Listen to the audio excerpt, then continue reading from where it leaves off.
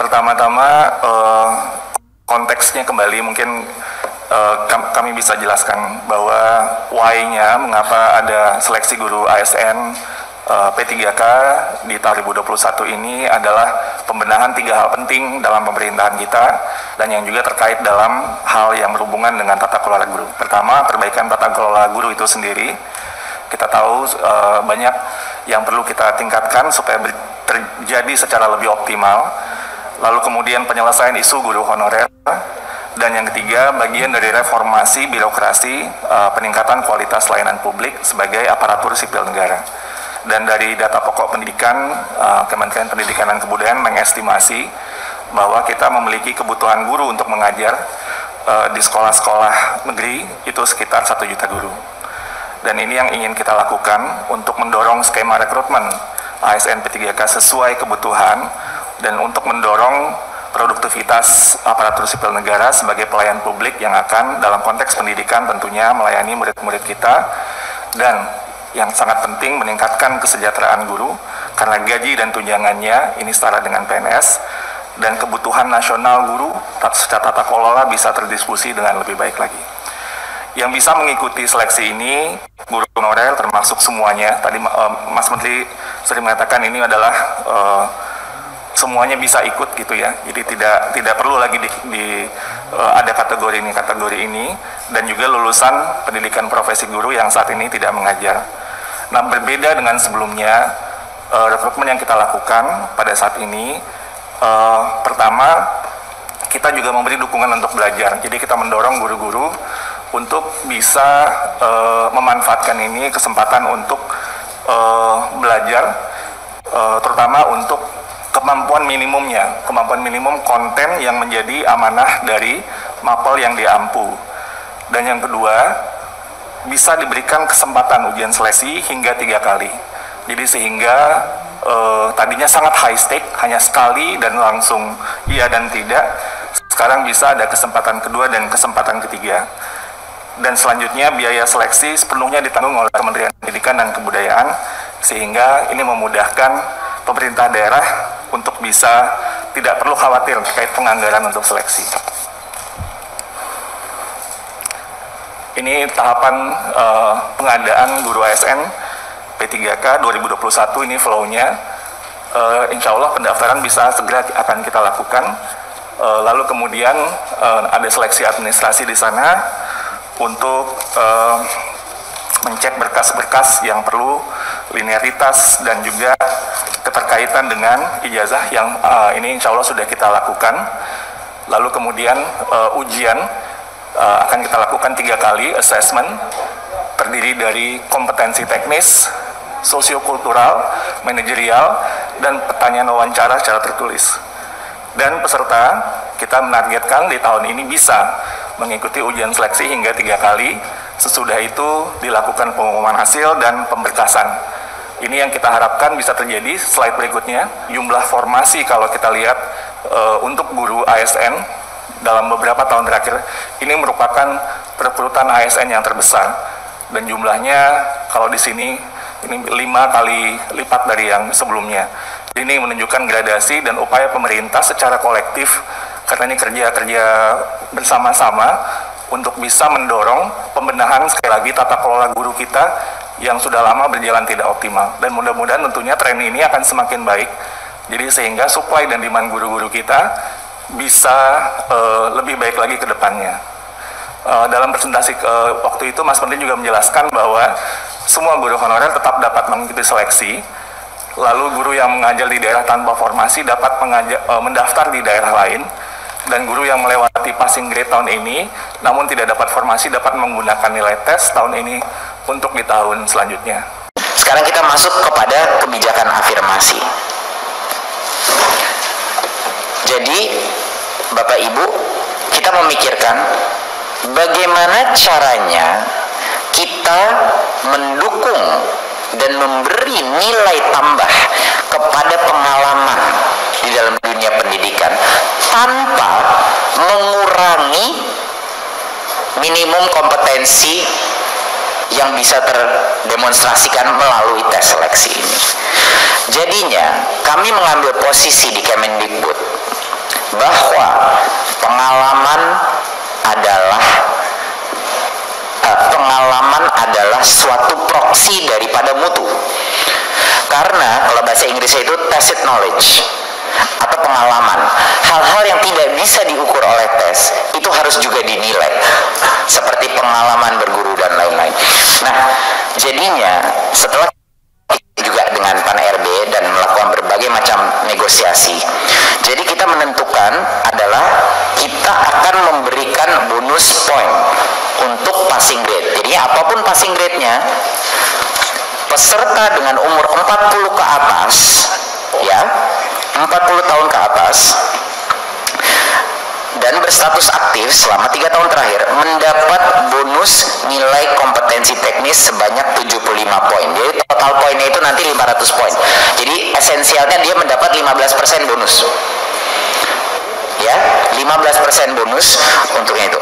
Dan bukan hanya untuk yang di umur 40, peserta-peserta penyandang disabilitas juga mendapat nilai bonus sebanyak 10% dari maksimal bonus. Jadinya ini adalah kebijakan afirmatif tanpa mengorbankan minimum kompetensi yang dibutuhkan untuk para siswa. Jadi itu adalah kompromi yang kita harus lakukan. Pertama, kita harus lindungi siswa kita. Kedua, kita harus memberikan nilai tambah untuk pengalaman, Bapak Ibu. Karena pengalaman itu ada nilainya yang belum tentu bisa dites. Gitu. Jadi itu adalah landasan filosofis daripada afirmasi ini. Afirmasi ini bukan kita berikan karena ya memang sudah lama bekerja, bukan. Kita memberikan afirmasi ini karena menurut kami pengalaman itu ada nilainya dan harus dihargai dan belum tentu bisa dilihat melalui tes. Nah, satu hal lagi, poin yang penting di atas ini, ujian seleksi pertama, yaitu ingat tadi saya bilang yang pertama ada 3 tes tahun ini. Di bulan Agustus adalah tes yang pertama, ya. Untuk yang pertama itu hanya untuk guru honorer di dalam sekolah negeri masing-masing.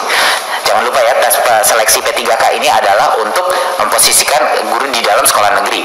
Jadinya kenapa kita membilang guru honorer yang sedang kerja di sekolah negeri duluan? Karena mereka sudah lokasinya di situ. Mereka sudah lokasinya di situ. Jadi mereka diberikan ronde pertama di bulan Agustus, lalu sisanya boleh bergabung di 2 ronde berikutnya. Ujian seleksi kedua dan 3 terbuka untuk honorer. Jadinya kita pastikan kita prioritaskan karena kami juga mendapat banyak masukan. Guru-guru yang sudah ada di sekolah itu harusnya yang mendapat prioritas dulu gitu sebelum guru dari misalnya lulusan PPG dan yang baru. Ini banyak sekali yang sudah melakukan komplain baik ke Komisi 10 maupun ke kita. Jadi itu yang kita lakukan. Jadi sequencingnya aja. Yang pertama mengambil tes, baru kedua, ketiga dibuka. Nah, kabar gembira bagi peserta yang sudah memiliki sertifikasi guru, ya.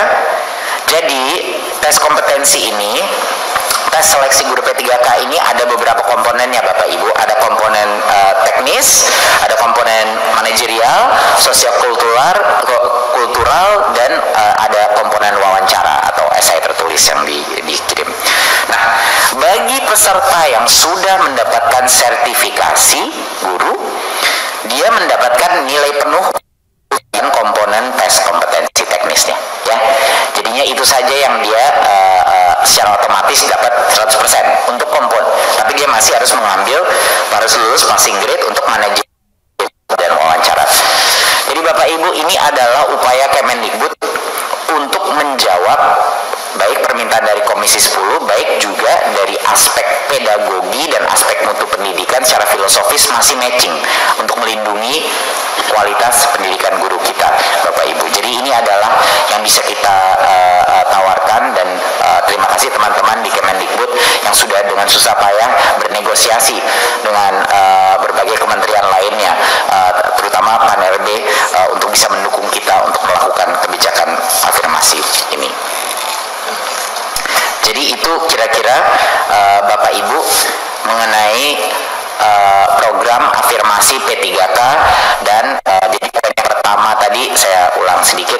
Poin yang pertama adalah kita tidak akan mungkin mendapatkan kapasitas 1 juta guru ini kalau tidak ada minimum tesnya karena itu adalah kondisi permintaannya. Kedua, angka 500.000 adalah angka historis untuk formasi ASN guru yang dalam 10 tahun terakhir ini belum sempat kita tercapai sebesar ini. Jadi itu juga patut kita rayakan. Ketiga adalah isunya lebih mendalam daripada sosialisasi, bukan hanya sosialisasi, tapi kepercayaan daerah bahwa pemerintah pusat akan benar-benar menalangi biaya ini, dan itu ya kerja keras kita. Itu membutuhkan waktu dan pendekatan. Dan yang keempat adalah bahwa walaupun 500.000 itu pun saya rasa kalau kita mengasumsi semua guru honorer mengambil tes, berapa persentase yang masuk, saya rasa akan masuk. Tapi pun kalau tidak masuk, yang lebih lulus di atas itu, mereka akan secara otomatis bisa menggunakan angka itu untuk formasi pada saat formasi daerah mereka terbuka tahun berikutnya. Dan di bulan Agustus disitulah kita akan melengkapi jumlah formasi untuk yang tahun berikutnya. Jadi kami akan terus bekerja keras. Dan tentunya kabar yang terakhir adalah untuk menjawab apresiasi pemerintah pusat terhadap pengalaman dan dedikasi, di mana itu ada nilainya untuk mutu. Kita memberikan afirmasi 15% bonus poin kepada yang umurnya 40 ke atas, ya, dan juga untuk penyandang disabilitas. Baik, itu mungkin topik yang terbesar. Untuk topik berikutnya saya akan secepat mungkin membahas beberapa kabar gembira Bapak Ibu. Beberapa kabar gembira dari yang beberapa sudah diumumkan, tapi juga ini harapan kami juga bisa bantu disosialisasikan di masing-masing dapil Bapak Ibu. Satu adalah mengenai kebijakan BOS tahun 2021.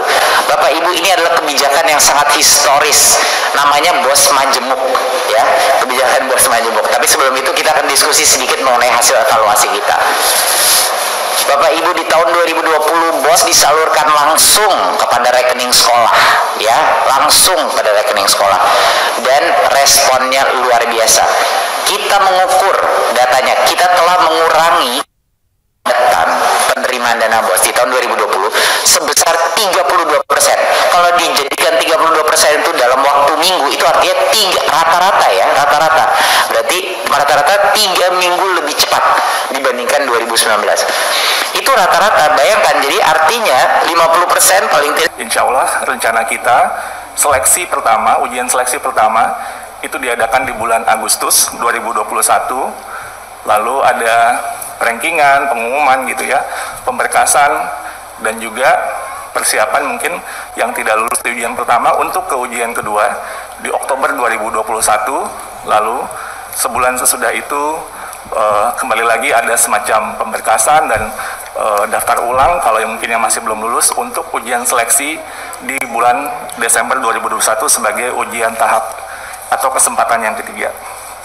Dan ini yang timeline yang dari Panselnas kita sudah mendiskusikan sangat ketat sekali, dan ini membutuhkan upaya yang luar biasa nanti, terutama antara jeda sesudah ujian pertama ke ujian kedua ke ujian ketiga. Itu nanti akan luar biasa, tim yang harus bekerja untuk memastikan step-stepnya berjalan dengan baik.